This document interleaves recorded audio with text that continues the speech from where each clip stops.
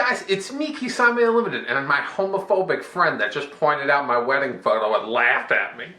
Talking about this? I don't want them to see. You already posted it online. This could have been awesome.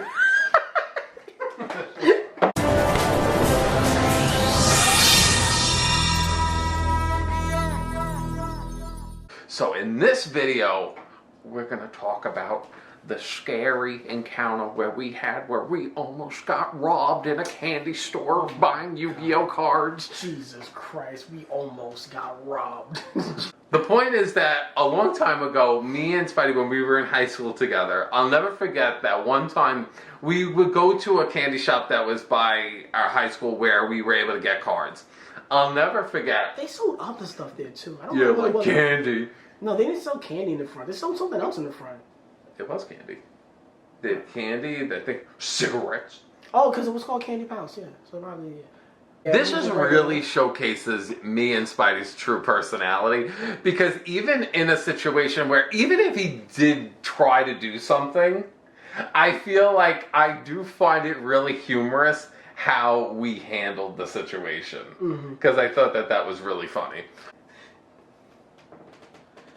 Give me all your money. That's what he said? I don't know if he said give me all your money or just like give me money. He said either, I think he said give me your money. Because the thing was, whatever he said, because mind you, the environment was, we were there, we were playing Yu-Gi-Oh! Or two guys might have been playing Yu-Gi-Oh! We were just watching it. So I think a Monarchs was the thing at the time.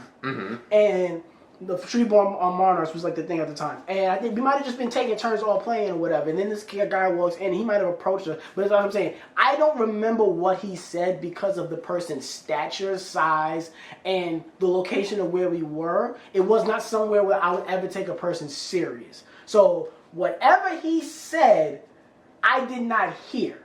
Oh, you did not hear him say it to you?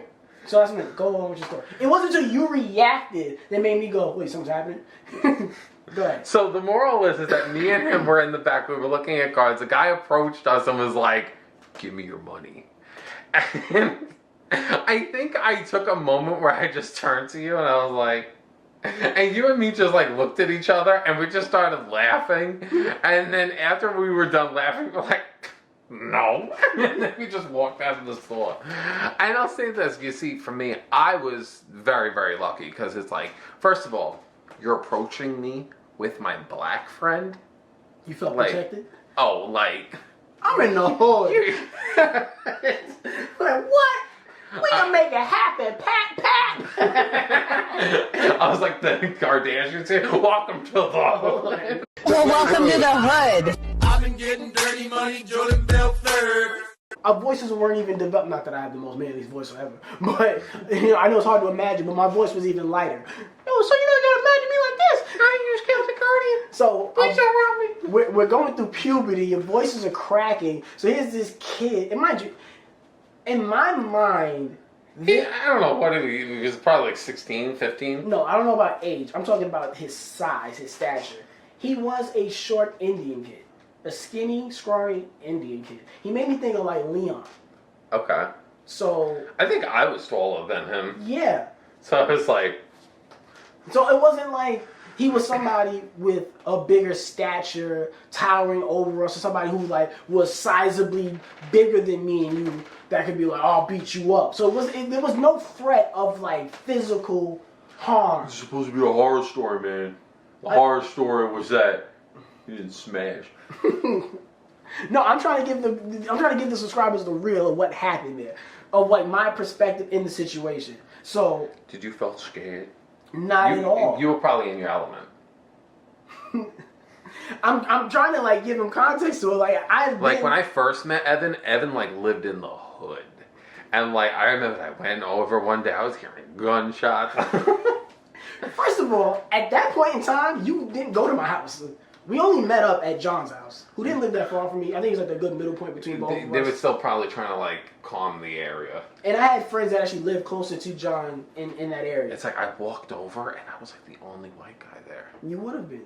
And I was like, oh my God, I love it here. I think at most he might have just like touched his shoulder like, Hey, I'm serious. I need money. Oh yeah, I think he did say that. He's like, yeah, I'm serious. And then that's when we started laughing. Yeah, laugh in this nigga's face and walk out of here. What the fuck are you talking about? You crazy? I would have loved to see if he actually tried something because He jumped. Because if you and me, because that's you know what it is, like that would have been something that I feel like in my to-do list. I feel like We gotta get into a fight. We gotta fight somebody. Yeah. Money. I need to do this. It's for content. Smile. But it's just like I feel like there's just something about like the idea of like you and me both seriously being like, no, fuck this. That's like one thing that I don't think I ever would see, but I would love to see it. Like seeing you and me mad at the exact same time, but not at each other, but at a random person, being like, no, fuck this. I think you and me would probably be laughing after. It's shit. Who the fuck are you talking to? We are not serious people. So to get me and you to a serious level is something. You want a fucking nigga faggot combo? What? Is that a deli sandwich? Nigga faggot combo. We got the nugget. We got the nugget combo. No. Yes, Oh my God, to that get was me and funny. you to that level would be something. First of all, we're teenagers. We don't even have money. Joke's on you, dickwad. So that might be another reason I'm laughing. Second reason was, like I've said, I have been in situations growing up that was way more like, dude, you got to be way bigger than that to like threaten me. Like at the time, like I said, my older brother was in the military, so he's way bigger than me. All his friends are way bigger than me. You're like an ox take him. No, I used to say I've always growing up. I've always had a slick mouth. I've always used to say smart shit. So I used to get into physical shit a lot growing up. This would be like Typical. it would typically be like, "What you say? Come over here." So it's like I stand behind the shit that I say. If I'm gonna say stupid shit, I take what comes with it. So for your scrawny little ass to come up to me and my friends talking about some, "Hey man, you gonna give me your stuff?" I'm like, dude, you don't even meet, like, you gotta be this tall, this big. Like, you don't even meet the requirements of what I'm used to.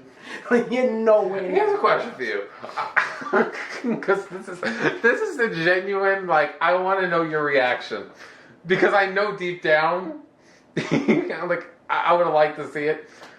How do you think you would have responded if John tried robbing you at that age? I mean, John towered over us, and we had moments where we tried to, like, slap him around, and I could honestly vouch that I could not beat John unless I would fight dirty. Mm-hmm. So I'm curious to see, like, how you would respond if he was like, give me your fucking money. See, then this is why I go back into my history, because, like I said, my brother was noticeably way bigger than me. So it's like, that doesn't necessarily intimidate me. I don't know. Like, maybe because I've always been smaller than people, being bigger than me is not an intimidating factor for me. Mm-hmm. For me, my logic was, I think when I would, like, roughhouse with John, I feel like I learned in that moment that, like, I tired out and I realized that my damage was not really putting out anything. And I was like, well, I'm fucked. I was like, I can maybe avoid damage, but I'm most likely losing this. Yeah. I don't think I've ever roughhouse with John. But, nah. Because, yeah, just, nah. And mind you, later on in life, I've been in scenarios where, like, I've had a gun in my face, and it's just like, I laugh. You want to find out more? It's on my YouTube channel. So, I would love to hear that in another horror story, because I've never heard that story. You never heard the story about me having a gun in my face? No. Wow. All right. If you guys want to hear And I've known you for many years. If you guys want to hear that story, comment it down below. How did your mom get one? All right. 2 previous videos. We'll see you guys next time. And we got out of that scenario pretty safe, right? Yeah. We got out of it fun. We laughed it off. He didn't even follow us. Yeah. And we never saw him again. He probably killed himself. We never saw him again. So that's it. That's the story, right? Yes, it was. All right. Hope you guys enjoyed it. All right. His Instagram, all of our personal and master dual IDs, all of that's in the description down below. I got a booger in my nose about to sneeze. Ew. Let me get you a tissue, bro. You need it. 2 previous videos. See you guys next time. Bye.